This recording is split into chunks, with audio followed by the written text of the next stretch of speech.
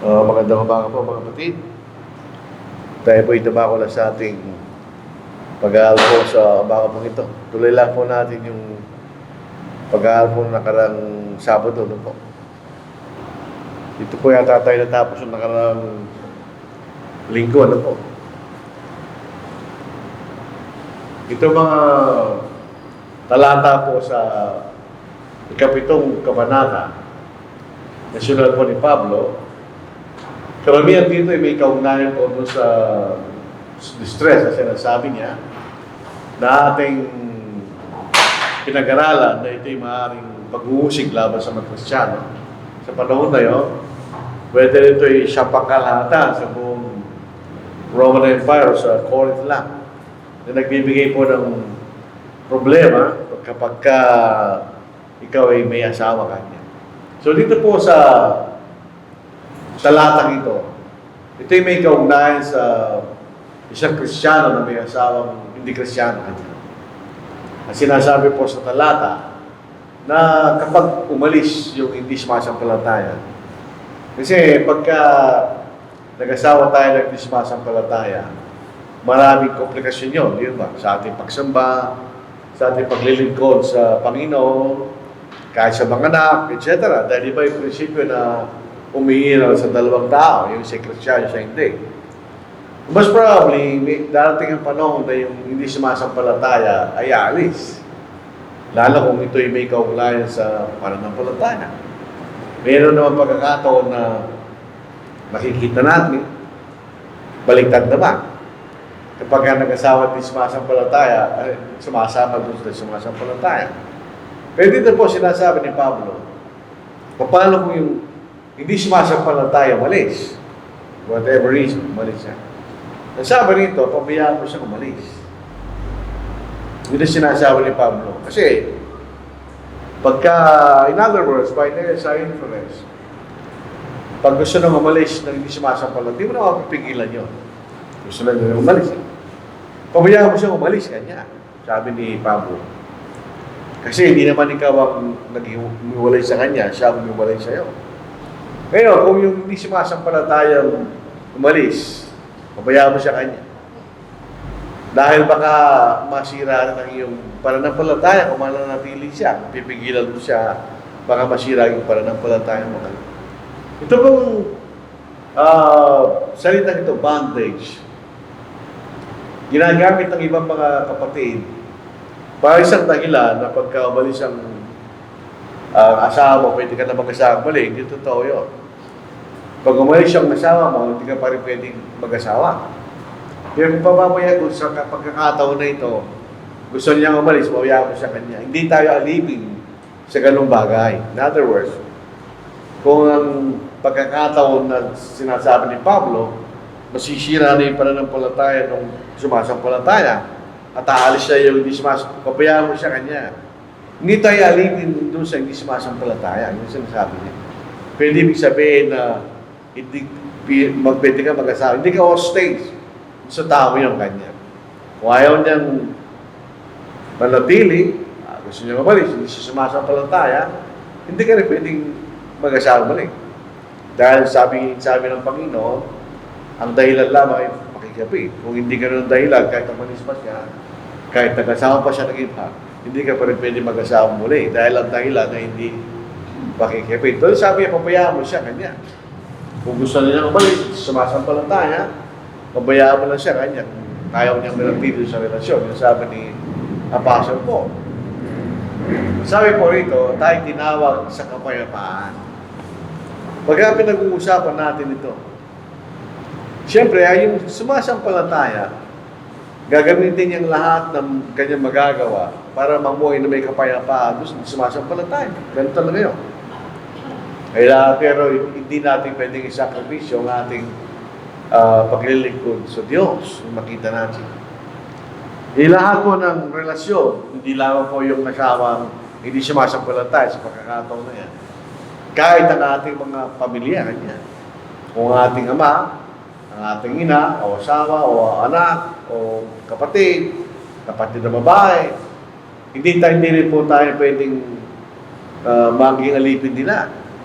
kung tayo po ay pasasakop sa kanila at mawawala tayo ng pananampalataya, hindi pwede yung kanya. So, ang Panginoon pa rin ang prioridad. Ganyan. Yung sabi po ni Limsco sa kanyang komentary sa aklat na ito. So, hindi siya pwedeng aking maging alagad. So, kung gusto niya umalis, sabi ni Pablo, pabayaan mo siya umalis. Pwede siya bumalik kung gusto niya. Pero pabayaan mo siya kanyang umalis. Pero bakit hindi mo pwedeng iwalayan yung hindi sumasampalataya? Itong talatang ito, mahirap maunawaan. Pero sa unang talata kasi, magiging banal kanya ang iyong asawang hindi sumasampalataya dahil sa iyo. Ito yung sinasabi niya. Kung mananatili siya nakasama mo, kahit hindi sumasampalataya, mayroong pagkakataon doon sa sumasampalataya na pwede mo siya turuan na para sa maging Kristiyano. O kaya doon sa unang Pedro, wala po mayroon ng talata. Doon sa unang Pedro, chapter 3, hindi po ako nagkakamali. Ito lang po sa bahagi ng isang babae na may asawang hindi sumasampalataya. Ito po ang sinasabi ni Apostle Peter naman. Gayun din naman, kayo mga asawang babae, pasakop kayo sa inyo mga sariling asawa. Kahit ang ilan sa kanila hindi sumusunod sa salita. So ito yung sitwasyon na isang kapatid na babae na may asawang hindi sumasampalataya. O may kahit ng walang salita sa pamamagitan ng ugali ng kanilang asawang babae. Kapag nakikita nila ang talisay at magaling yung mga pag-uugali, ang iyong kagayahan ay huwag maging panlabas na pagpapahiyas ng buhok at pagsusot ng ginto, pagbibihis ng marigal na damit. Sa halip ay panloob ng pagkatao na may kagandahan walang paglipas ng isang mainhin at maamang espiritu na nagpapakahalaga sa paningin ng Diyos. So, pwede maraming pagkakataon. Pwede turuan o kaya sa pamagitan ng pag-uugali o sa pamagitan kung pwede natin siyang turuan. Kaya hindi nararapat na yung sumasampalataya, wala mo yung hindi sumasampalataya, mali ba lang, hindi sumasampalataya, gusto na umalis, sabi ni Pablo, pabayaan mo na siya umalis, gusto na ng bagay. So, tuloy po natin pangalawa. Yun po yung unang bahagi, meron pa pong pangalawang bahagi ito. Dito po tayo magsisimula. Hindi ko ito tuloy-tuloy. Yan. So, ito yung pangalawang bahagi ng kabanata.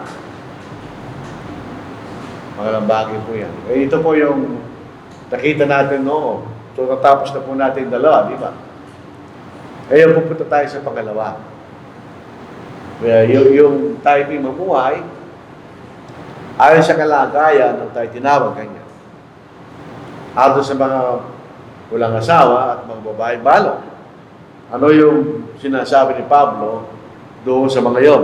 Doon sa pagkakataon na meron silang kapigatihan na kasalukuyan na nararanasan sa mga panahon na yon. So, ito po yung sinabi na natin, ito yung maaaring may pag-uusig doon sa panahon na yon. Pupunta na po tayo sa talata. But as God has distributed to each one, as the Lord has called each one, let him walk. And so I ordain in all the churches, So itong katuruan po ni Apostle Paul, ano po? Pag doon sa manatili tayo doon sa kalagayan na tinawag tayo kanya, yun ang sinasabi nito ni Pablo. Ayaw po doon sa kalagayan natin sa lipunan nung tayo tinawag sa Ebanghelyo. Kasi kung anong kalagayan mo kanya, nung kayo tinawag, manatili ka sa ganoon. So kung naman ang ating kalagayan nung tayo tinawag, tayo manatili sa ganun kasi kalagayan. Merong mga karamihan po sa mga denomination, meron silang tinatawag na social justice. Hindi lang nila tinuturo ng kaligtasan sa ating mga kaluluwa. Mahalaga rin kanya na yung mga naghihirap ay alisin sa kahirapan kanila. Kung mayroong inaapi, kailangan natin sa tulungan. May ganun kasi karaniyo na mga nagbabasa ng Biblia. Nung nakarang panahon, tagal ng panahon na nakaraan, kasama namin yung si Brother Felix, pumunta kami sa Urdaneta at nangaral kami sa isang Anglican Church. Kilala ni Brother Felix yung mga tao doon. So, nandun kami sa loob ng Aglipayan Church, sa compound nila.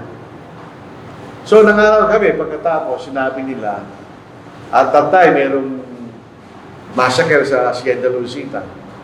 Tinanong nila kami, ano bang ginawa ng church niyo doon sa mga biktima ng Hacienda Luisita? Sabi namin, wala. Wala ba kayong kanya social justice? Hindi ba kayo naaawa sa mga taong naapi? Naawa. Pero hindi gawain ng iglesia yun.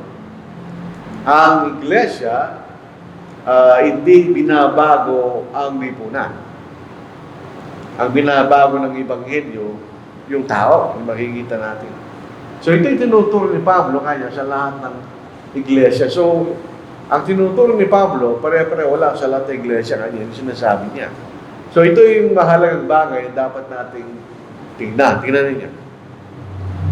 Was anyone called while circumcised? Kung ikay tinawag na isang Hudyo kanya, walang hindi ka Hudyo. Let him not become uncircumcised. Huwag ka maging gentil kanya. Was anyone called while uncircumcised? Ikaw ay gentil kanya. Let him not be circumcised. Huwag ka maging Hudyo kanya. Circumcision is nothing, and uncircumcision is nothing, but keeping the commandments of God is what matters. Kung ano man ang kalagay, kay gentil o Hudyo kanya, hindi mahalaga sa Diyos. Basta ikay tumusunod sa kalooban ng Diyos. Sabi nga natin, kung ikay Hudyo, na ikay sumunod sa Ebanghelyo, manatili kong Hudyo. Kung ikay mayantil, manatili lang yantil, kanya. Kasi walang halaga yun sa Diyos. Hindi mahalaga kung ikay isang yantil o ikay isang Hudyo. Ang mahalaga ikay sumunod sa kalooban ng Panginoon. So, hindi tumitigil ng Diyos doon kung ikay, kung ano ka man. Kung ikay yantil, kanya. Kung ikay tinawag, kung ikay yantil, manatili kang isang yantil, kanya. Kung ikay isang Hudyo, manatili kang Hudyo. Dahil hindi mahalaga sa Diyos. Dito sa Galatia, chapter 3. Dito po sa verse 28. Sayo natin. Walang Hudyo, Grego. Walang alipin na walaya. Walang lalaki, babae. Sapagkat kayong lahat ay isa kay Kristo Jesus. Kung tayo Kristiyan, di malang kung babae ka lalaki. Pareho-pareho tayo maglilingkod sa Panginoon. Sa panahon na yon, hindi mahalaga o kay alipin o malaya. Pareho-pareho tayo naglilingkod sa Panginoon. Hindi mahalaga o kay marunong o hindi. Ganyan. Hindi tinitignan ng Diyos yun. Tinitignan niya yung ating pagsunod sa kalooban ng Diyos. Dito po sa Galatia, chapter 6, verse 15, sinasabi nitong pagtutuli ay walang alamang sa Diyos. Sabi natin. Sapagkat ang pagtutuli o di pagtutuli ay walang kamuluhan, kundi ang bagong nilalang. Makatanungin po natin, bakit tayo nagpapatuli? Si Brother Danny McKibben, sabi ni Brother John Bautista, mayroong isang kapatid, humihingi siya ng tulong kay Danny McKibben para mapatuloy niya anak niya. Ang tanong ni Danny McKibben, Hudyo ka ba kanya? Hindi. Ba't nagpapatuloy ka kanya? Meron siyang point ito sa kanyang bilang Amerikano. Meron tayo bilang Pilipino, kultura natin yan. Kahit tuloy ka, hindi tuloy. Walang kaugnayan sa kaligtasan niyo. Pero may kaugnayan sa kultura. Kapag kaya ikaw hindi tuloy, tatawa lang ka ng mga kapwa mo lalaki. Kaya nagpapatuloy yung mga Pilipino. Pero walang kaugnayan sa ating kaligtasan. Kung hindi nagpatuloy yung kapatid na Kristiyan, kaya mo siya. Hindi mahalaga yung sa Diyos. So, dito sinasabi niya yung mga kalagayan, yun sa Tagalog. Sapagkat ang lahat na sa inyo binautismo kay Kristo ay binigay si Kristo. Walang Hudyo, Grego. Yung Hudyo po, yung Hudyo. Grego, yung gentil. Ang salitang ginagamit ng mga gentil ay Grego. Tandaan natin yun. Walang alipin o malaya, walang lalaki, babae, sapagkat kayong lahat ay siya kay Kristo Jesus. Sapagkat ang pagtutuli o hindi pagtutuli, walang kamuluhan, kundi ang pagbabago nila lang. Yung pagbabago natin bilang Kristiyano mahalaga, hindi yung kayo tuloy o ikaw ay tuloy. Ngayon, tuloy po natin. So, yung ating kalagayan sa lipunan ay mahalaga. Natin nila. Sabi dito, yung pagsunod ang mahalaga. Hindi lahat na nagsasabi sa akin Panginoon ay papasok sa kahanan ng langit. Kundi gumaganap ng kalooban ng aking awan na sa langit. So, ano mahalaga dyan? Yung gumaganap tayo sa kalooban ng Ama. Tapos, Hebreo 5:8, bagamat siya isang anak, ito yung nagbibigay ng diin. Siya anak ng Diyos.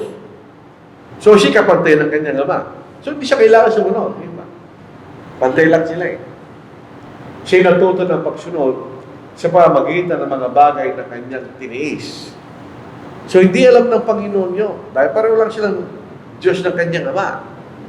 Sila nagpapasunod, hindi sila sumusunod. Pero dahil sa gusto tayo maligtas ng Panginoon, hindi man yun, siya nagkatawang tao at siya'y sumunod. At na maging sakdal, nung siya namatay sa krus at nabuhay na maguli, siya naging pinagmula ng walang hanggang kaligtasan ng lahat ng mga sumusunod sa Kanya. So, hindi tayo sumusunod. Hindi kalagayan natin sa lipunan nung tayo tinawag. Ang mahalaga yung pagsunod natin Kanya sa Panginoon. So, tingnan ninyo ito. Let each remain in the same calling in which he was called. Were you called while a slave? Tandaan nyo, sa Amerika, nagkaroon ng issue ang slavery, di ba? By law, yun ay kasalanan. Bawal na ngayon yun. Pero sa panahon ni Pablo, hindi kasalanan yan. So, tignan nyo, were you called while a slave?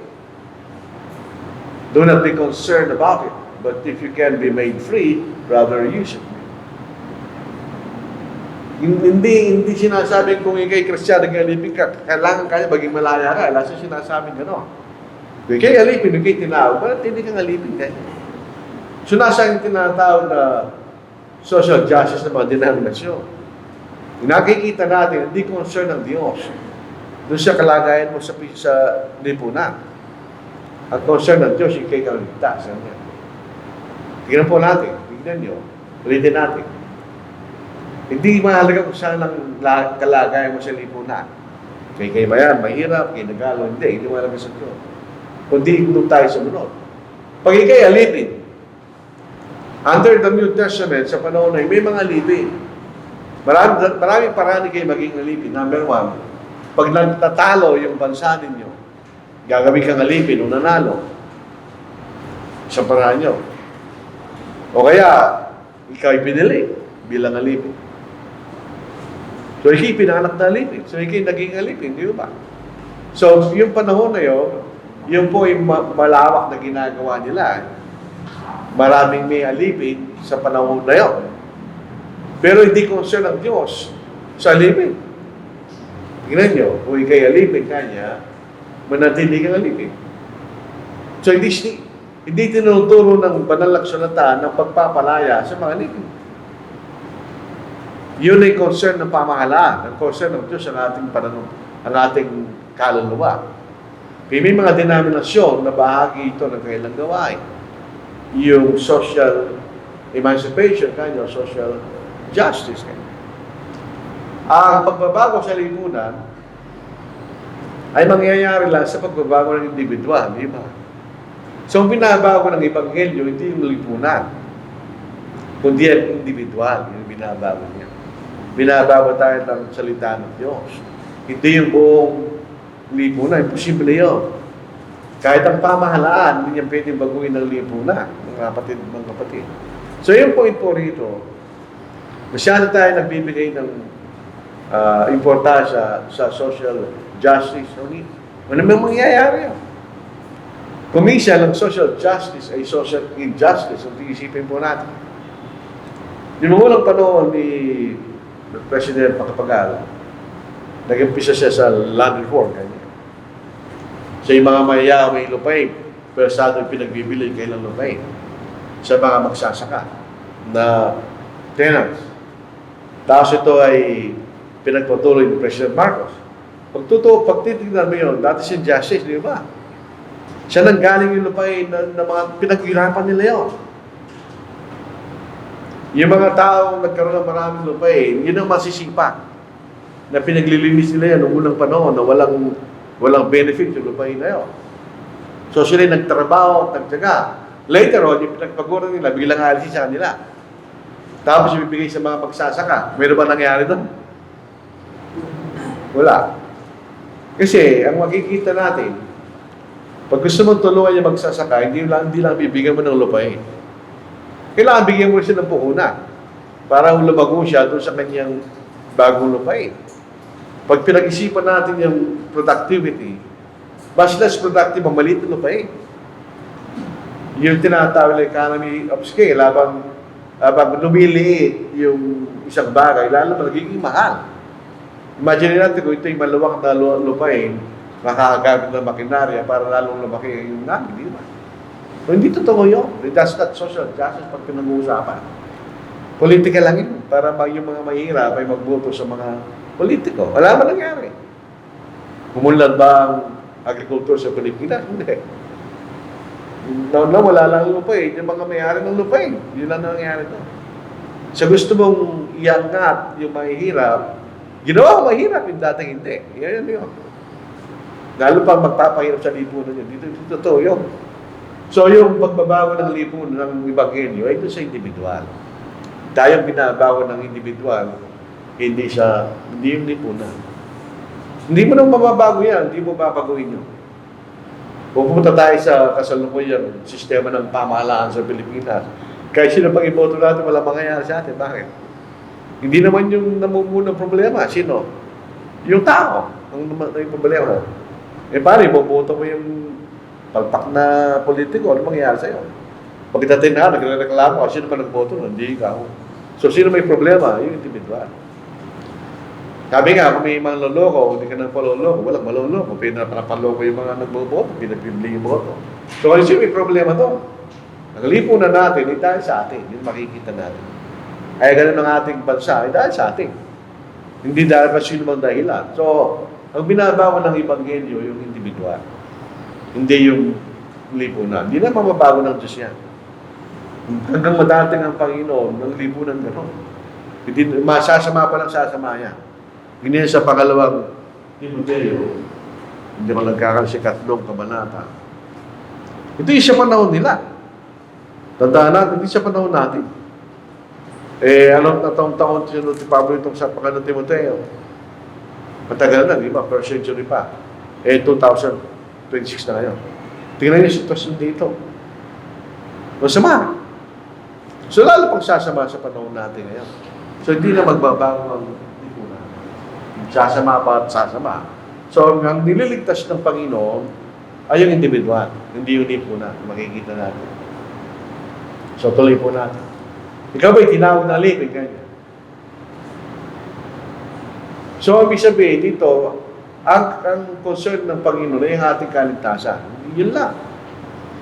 Kung ikay alipin, sabi rito, pwede ka pa rin maglingkod sa Panginoon bilang isang alipin. Yun ang sinasabi ni Pablo. Hindi ito magiging problema sa iyo. Pero kanya, kung meron ka kanyang pagkakataon na maging malaya, ay kunin mo yung pagkakataon kanya. Otherwise, manatili kang alipin. Hindi ibig sabihin na hindi ka mahal ng Diyos dahil alipin ka.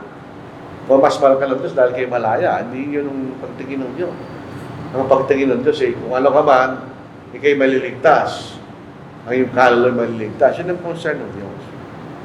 Kaya nga po sa iglesia, wala man tayong physical na bahagi ng pananampalataya. Sa lang, sa pagkakataon lang na benevolence, yun lang. Pagka nangangailangan kapatid, hindi nila kayang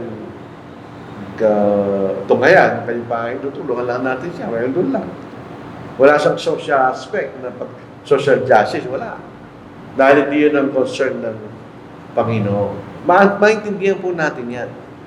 Sa Old Testament, isang tinatanong nila, bakit pag nagparusa ang Diyos noon, pati bata, pinapatay? Tanong yun. And that's a legitimate question. Dahil hindi concern ng Diyos yung physical na kalagayan.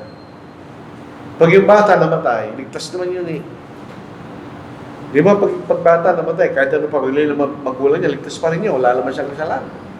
So in effect, blessing in disguise pa yun sa mga batang yun. Dahil hindi sila lalaki na katulad ng kailang mga magulang na sila sumasama sa mga Diyos-Diyosan. Pero tayo, Pag tinignan mo yun, sasabihin mo, masyado namang malupit ang Diyos. Pati yung mga sanggol ay pinatay niya. Yun ang punto de vista mo, pero hindi ang punto de vista ng Diyos. Dahil ang kanyang concern ay sa ating spiritual na kaligtasan. Ito pong, ano na ito, itong talatang ito, kung meron kang pagkakataon, gamitin mo nga niya. Mahirap na talata. May nagsasabi, gamitin yung pagkakataon, manatili, alipin, hindi ako naniniwala doon.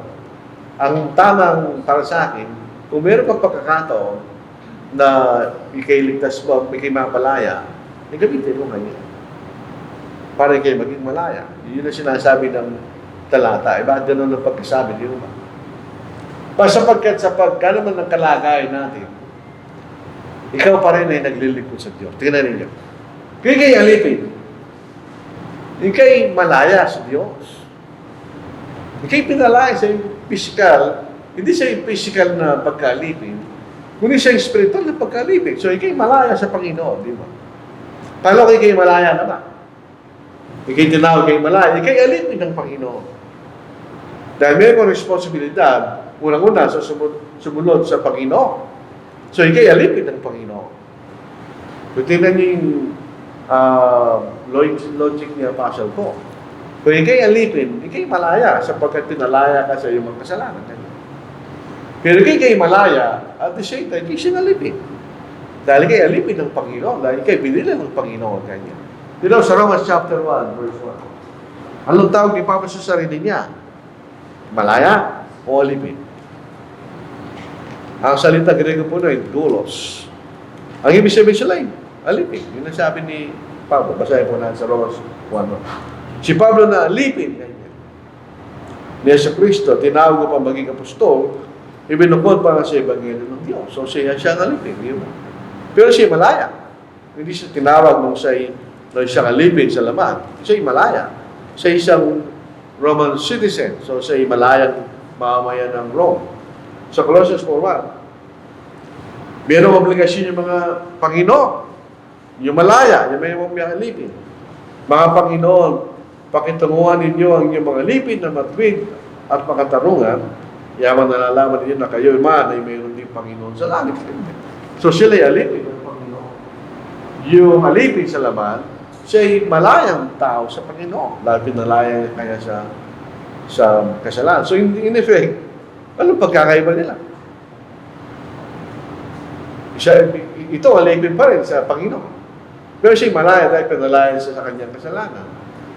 Kaya yung malaya, alipin pa rin siya.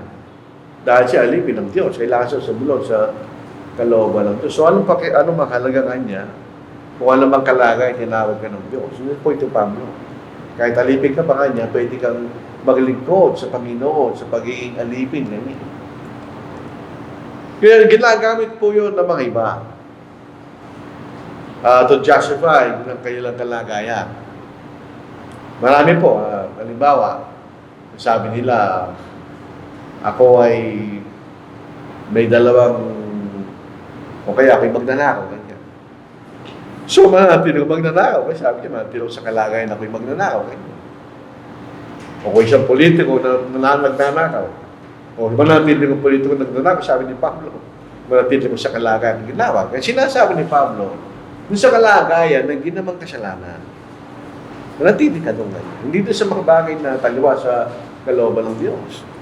Tayo po'y alipin dahil tayo po'y binili sa halaga kanya. You were bought at a price.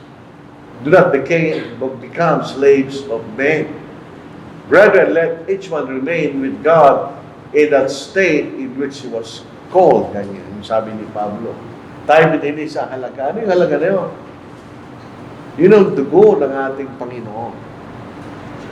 Tayo po'y nakasanlas kay Satanas eh. Pero tayo binili ng dugo ng Panginoon. So kung tayo po'y binili ng dugo ng Panginoon, kaninong mayari sa'yo? Ang Panginoon. Doon sa US, may mga bagong galing sa Africa na punong-puno ng mga Africans. Tapos sila po'y maglalanding sa Amerika, sa southern states. At ipipagbebenta sila. I'll be there. At mabibili mo yung alipin. So, kanino ka ngayon? So, bumili sa'yo. Pagkat ikay alipin ng tao, bumili sa'yo, kanya. So, dito tayo binili ng ating Panginoon. Sa 1 Corinthians chapter 6, verse 20, sapagkat kayo binili sa isang halaga. So, dahil ang point noon, kayo binili sa halaga, so anong mangyayari sa'yo? Kailangan sumunod sa bumili sa'yo. Kaya sabi rito, kaya tulatinin niyo sa inyong katawan ng Diyos sa inyo. Dahil kayo alipin ng Panginoon, binili kayo eh. So, gamitin yung katawan nyo kayo sa paglilingkod sa Diyos, sabi niya. Sa Gawa, chapter 20, verse 28, ingatan ninyo ang inyong sarili at ang bungkawan sa kanya inilagay kayo ng Espiritu Santo ng mga tagapangasiwa upang pangalagaan ninyo ang Iglesia ng Diyos na binili niya ng kanyang sariling dugo. Ito po salin natin. Mahalaga eh. Sabi niya, pangalagaan ninyo ang Iglesia ng Diyos. Doon sa lumang saling, Iglesia ng Panginoon, kanya. Doon po sa American Standard Version, the Church of the Lord. Doon sa King James, the Church of God. Dito sa bagong revision, Iglesia ng Diyos, kanya. Iglesia ng Diyos na binili niya ng kanyang sariling dugo. Kung sinasabi ninyo ng Diyos doon na yung Ama, mali yun. Dahil ang Diyos Ama, wala naman dugo. Hindi naman nagkatawang tayo, so saan ang dugo? No? Wala. Sino ba may dugo? Ang ating Panginoon. So, binabanggit ng Diyos dito yung ating Panginoon. So, Diyos na nagkatawang tao na tumulong kanyang dugo kanya. So, yan ang halaga ng ating natin. So, tayo po ay ang ating halaga ay walang halaga. Dahil siya ang ating presyo ay walang katumbas. Yan ang dugo ng Panginoon. So, yun ang sinasabi ko rito. So, binili tayo ng halaga right? So, in other words, tayo ay pag-aari ng bumili sa atin. Yun ang sinasabi ni Apostle Paul. So, yun ang dugo ng Panginoon. Ang sabi rito, huwag tayo maging alipin ng tao. Hindi ito pinag-uusapan yung ikay alipin ng isang tao. Huwag tayo maging alipin sa paniniwala ng mga tao. Yung sinasabi niya. Sa larangan ng pananampalataya, kailangan tayo sumunod sa Diyos kaysa sa mga tao. Ito sa Acts chapter 5, verse 29, pinag-uusik yung mga apostol. Pinagbabawalan sila kung ilang ituro na si Jesus na po yung namaguli. Ang sabi ni Pedro, kasama ng labing isa, susundin namin ang Diyos kaysa sa mga tao. We rather obey in the God rather than men. Ang sabi ni Pedro. Hindi kami alipin ninyo, kanya. Lalo, siya, tatayipan nyo kami.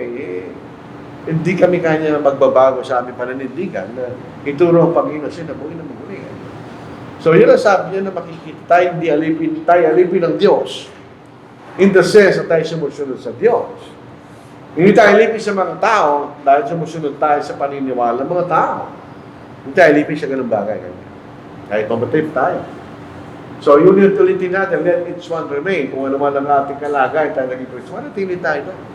Para tayo po ay, kung meron tayong pagkakataon na umangat, so good. Pero kung hindi, walang alaga sa Diyos po yan. Tayo pa rin mahiligtas. Ngayon po, tungkol sa mga dala, ito na salitang virgin, hindi lang sa babae yan, pati siya lalaki. Actually, sa talatang ito. Tingnan ninyo. Now concerning virgins, hindi pa walang asawa. I have no commandment from the Lord. Yet I give judgment as one whom the Lord in His mercies made trustworthy. Kanya. Hindi man ito ang utos ng Panginoon. Pero galing sa kahatulan na pinagkakatiwalaan ng Diyos na nagbigay ng kaawaan sa akin. I suppose, therefore, this is good because of the present distress. That it is good for a man to remain as he is. So, babalaki yun. Lalaki na virgin, walang asawa. Baynata, ibig sabihin. So, ito ay hindi utos ng Panginoon. Bakit ang Panginoon tayo pinagbabawala ng mag-asawa? Yun ay privilege binigay ng Diyos sa lahat ng mga tao. Mali ba lang, ayaw mag-asawa? O ikay ginawang tao na mga tao hindi mag-asawa, yung mga yunok. Pero otherwise, ito yung privilege binigay sa lahat ng mga tao. Kanya. Pero dahil dun sa present distress, yung kasalukuyang kapigatihan na sinasabi, binigay na po natin ng pag-aaral, di maaaring di pag-uusig sa panahon na yun. Wala pong ito judgment. Yung nakikinig ka niya, kailangan niyang unawain na ito ay ang nagbibigay ng advice ay isang katiwa-tiwala sa Panginoon. So in verse 26 ay repeat ng chapter 7, verse 1 to 4, di ba? Merong kasalukuyang problema, kapigatihan. No, ako'y maliit. Narinig ko na ito. Sabi niya, mahirap ang buhay, kaya huwag kang mag-asawa. Hindi naman sinusunod ng tao yun eh. Kaya naman kahirap ang buhay, mag-aasawa pa rin yung tao. Yun yung natural na kalakaran ng buhay. Mag-aasawa at mag-aasawa yung mga tao. Pero sabi dito ni Pablo, yung kasalukuyang kapigatihan, hindi ka pinagbabawalan na mag-asawa. Mabuti lang kanya, pero hindi pinagbabawal. Mas mahihirapan ka dahil kung ikay may asawa kanya sa kalagayan na yun.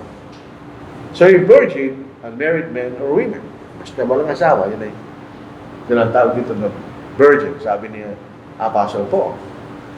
Tingnan nyo, are you bound to a wife? So lalaki yan, di ba? Do not seek to be loosed. Are you loosed from a wife? Do not seek a wife. Ganyan. Dahil ito sa present distress, yung sinasabi ni Pablo. Yung pong bound ay deo. Yung bondage, dolos, magkaiba salita, di ba? Yung deo, literally to bind, to binding, kahit ano pa pinagdidikit. So ito ay larangan ng pag-aasawa, yan ay deo. You are bound to a wife or to a husband. So yung asawa, nakatali sa kanyang lalaki, nakatali sa kanyang asawa, vice versa kanya. So sila pa pinagsasama ng Diyos sa larangan ng pag-aasawa. Ang nagbubuklod o nagdudugtong sa isang lalaki at isang babae sa larangan ng pag-aasawa, yan, ang Diyos. Hindi yung pamahalaan, pero ginagamit ng Diyos yun, pamahalaan. Para mapagdugtong niya ang dalawang tao. Doon sa Matthew 19, sinasabi po sa atin ng pinagsama ng Diyos, huwag papag-iwalay ng tao niya. For whatever reason, sinasabi niya ng ating Panginoon. Basahin natin. Ngunit siya sumagot at sinabi, hindi man yun nabasa, ang nalang lumikha sa kanila buhat sa masimula, ay nilakha silang lalaki at babae. At kaya sinabi, dahil dito, iniiwan ng lalaki ang kanyang ama at ina, at nakikisama sa kanyang asawa, at ang dalawa ay maging isang laman. Kaya hindi na sila dalawa, kundi isang laman. Ang pinagsama nga ng Diyos ay magpaghiwalay ng tao. So, sino nagsama nun? So, sa larangan po ng pag-aasawa, ang nagdudugtong pinagsama ng Diyos ay huwag paghiwalayin ng tao. So, kaya lang nangyayari yun. Kapag kayo nagpakasal, pagka dalawang tao di nagpakasal, di sila mag-asawa. Kahit magsumpahan pa kayo sa 5 beses sa kayong dalawa, hindi kayo mag-asawa sa Diyos. Dahil ang pag-aasawa ay isang covenant. So, pag kayo mag-uusap, kayo magsusumpahan sa harapan ng mga tao, na may nakakaalam at may saksi na kayo nagsumpahan, doon pala kayo ipagsasama ng Diyos. Pag hindi kayo nagpakasal, hindi kayo magsama. Papayag ba yung babae na magsama kayo na hindi kayo magsama? Hindi ba lang sa ibang mga babae? Hindi ko maintindihan. Kung ako lalaki lang, walang mawawala sa lalaki. Yung babae palaging talo dyan, pero ayaw din na mag-asawa, bahala sila. Pero kung hindi sila magpapakasal, hindi sila mag-asawa. Kahit nabuntis pa yung babae, hindi sila mag-asawa. Doon ang punto na sila pinagsasama ng Diyos. Pag sila ay nagpakasal, hindi sumasakay, nag-usap na, mag-asawa na. Hindi po kalooban ng Diyos yun. Do not seek to be loose. Halimbawa, dahil may asawa, nahihirapan ka doon sa present distress na gusto mong umiwalay. Ay, hindi pwede. Dahil ang divorce ay kasalanan. Yun ay direct violation ng sinasabi ng Panginoon sa verse 24. Brethren, let each one remain with God in that state in which he was called. So may asawa ka, manatili kang may asawa ka niya. So seek loose from a wife, ibig sabihin, do not seek to be loose, maghiwalay. Pero ikabaligtaran, are you loose from a wife? Wala kang asawa. Huwag ka nang umanap ng asawa. Bakit? Doon sa distress, sa panahon na yon. Hindi naman kasalanan, sabi ni Pablo, pero may hirapan ka. So ang concern lang po rito ni Pablo, ay hindi yung kasalanan yung pag-aasawa. Hindi naman. Ang concern lang niya, mahihirapan kayo. Ganyan. Doon sa kasalukuyang distress. Kaya sabi niya, dahil doon sa kasalukuyang distress, hindi matatanggap ito ng lahat. Pero ang gusto ko niya, maging katulad ko kayo. Kanya. Hindi sa lahat ng panahon. Hanggang tumihira yung distress na yun. Kaya mas maganda katulad niyo ako na walang asawa kanya. Yun ang sabi niya. Kaya ito ang mga advice ni Pablo. Kung may asawa ka, huwag kang umiwalay. Kung walang asawa, huwag kang maghanap. Kanya. Para lang hindi kayo mahirapan sa kasalukuyang pag-uusig. Kanya. Pero tingnan ninyo. But even if you do marry, you have not sinned. Huwag kang nagkasala. And if a virgin marries, so ito yung babae na nito, she has not sinned. Nevertheless, such will have trouble in the flesh, but I will spare you. Kanya. Yun ang sinasabi niya. May distress. Kayo mahihirapan physically. Dahil stress na yung kanya. Pero kung mag-asama kayo, hindi naman kayo nagkasala. Ang pag-aasawa po, hindi kasalanan. Maliban lang, wala kang karapatang mag-asama. Dahil nga lang po doon sa distress na sinasabi, ito yung magiging mas mahirap. Ngayon, yung virgin dito, babae yun. Yung babaeng dalaga, yung mag-asawa, hindi naman siya nagkasala. Kaya lang, dahil nga po sa distress, magkakaroon sila ng problema physically, problema materially, financially, etc., pati kaligtasan nila. Kaya ito ang kanyang advice, para maligtas ko kayo doon sa problema ngayon. Ganyan. Kasi sinasabi ito ni Apostle Paul. Yun na makikita natin buong context ng Corinthians chapter 7. Di ko alam kung baka dito na po tayo minto na po. Yan lang gusto niya kanya. Na doble. So, but I say, brethren, the time is short. Tignan nyo, kung kayo po ay familiar sa pagsusulat ni Apostle Paul, pag siya po ay mayroong tinutukoy na specific na paksa, may pagkakataon siya, alis siya doon. At sa atas, babalik siya. Ito, iba yung pinag-uusapan na dito. Kung kayo masyadong concerned kaya sa mga physical na bagay, yun sabi niya. Istataan niyo ito, sabi niya. But this I say, brethren, the time is short. May kailangan pa no? So that from now on, even those who have wives should be as though they have none. Those who weep, as though they did not weep. Those who rejoice, as though they did not rejoice. Those who buy, as though they did not possess. And those who use this world, as not misusing it, for the form of this world is passing away. Ganyan. So hindi ito'y iba, ito sa pinag-uusapan natin. Ang sinasabi lang niya, kung ano man ang ginagawa sa lupang ito, ay walang masyadong halaga dahil mawawala yung mundong ito kanya. Kung masyadong kosto sa pag-aasawa, di pag-aasawa, sabi ni Pablo, tandaan niyo ang pano'y magsilang.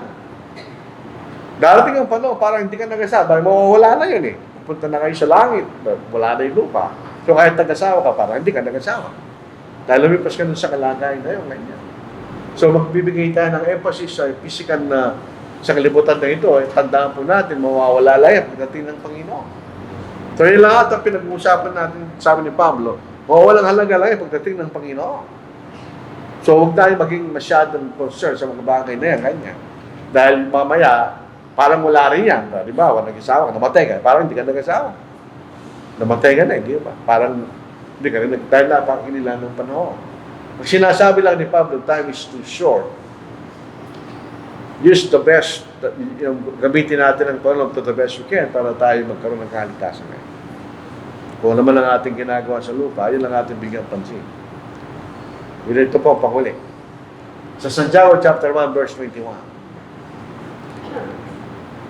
Ay, yan yan, Pilipos po yan, Pilipos. Sapagkat sa ganang akin ang buhay si Kristo at ang mamatay ay panginabang. Sapagkat ako'y naiipit sa pagitan ng dalawa, aking nais ay umalis at makasama si Kristo sapagkat ito'y lalong mabuti kanya. Mabuhay sa mundo, okay naman. Wala namang problema buhay sa mundo eh. Although may problema kung buhay sa mundo. Pero sabi ni Pablo, pag tayo po ay nabuhay ng ating pinakamahalagang focus ay ang ating pananampalataya sa ating Panginoon, ang mamatay pakinabang kanya. Walang problema. Pero sabi niya, kung siya'y pagpipiliin, mas mabuting siya'y malis na. Dahil mas maganda kanya ang kalagayan kung nakakristo nga. Kaya siyempre pag umalis tayo, may-miss mo yung mga mahal mo sa buhay. Pero kanya mas maganda kanya yung nasa kay Kristo na tayo. Secure ka na doon kanya. Wala nang magagawa sa si Satanas. Sa Colossians 3:1. Kung kayo ay muling binuhay nakasama ng Kristo, ito sa bautismo, ay hanapin niyo yung mga bagay na nasa itaas. Ito yung mga espiritu ng mga bagay na kinuroonan ni Kristo na nakaupo sa kanang Diyos. Ituunin niyo ang inyong pag-iisip sa mga bagay na nasa itaas, hindi sa mga bagay na nasa ibabaw ng lupa. Sapagkat kayo namatay na, not literally, namatay na tayo sa kasalanan, ibig sabihin, at ang iyong buhay natatagong kasama ng Kristo sa Diyos. Kapag si Kristo na inyong buhay inahayag, ay mahayag nga rin kayo kasama niya sa kalalatian, sa magkakantayan buhay na walang yan, pagdating ng ating Panginoon. So, sa John chapter 4, verse 14, gayon man di nyo nalalaman kung ano ang magaganap bukas, totoo yun. Ang alam natin ngayon. Later, hindi natin alam. Ano ba ang inyong buhay? Kaya isang singaw, sa sandaling parang militaw at pagkatapos siya naglalaw. Ganun lang po tayo. Pag namatay ka, ilang sandali, pag-uusapan ka pa. Isang buwan, 2 buwan, 1 taon, etc. Pagkatapos, makakalimutan ka na. Hindi ka nakasama sa mga buhay. Kahit yung pinakamalapit na relasyon mo, magulang, kapatid, eventually makakalimutan mo sila. Dahil mo na sila kasama. Yun lang ang ating buhay. Sabi ni Pablo, life is too short. Right? Bigyan natin ng kahalagaan ng ating kaligtahan. Secure our salvation. Yun yung ibig sabihin. So ito pong ating pag-aaral po sa umaga po ito.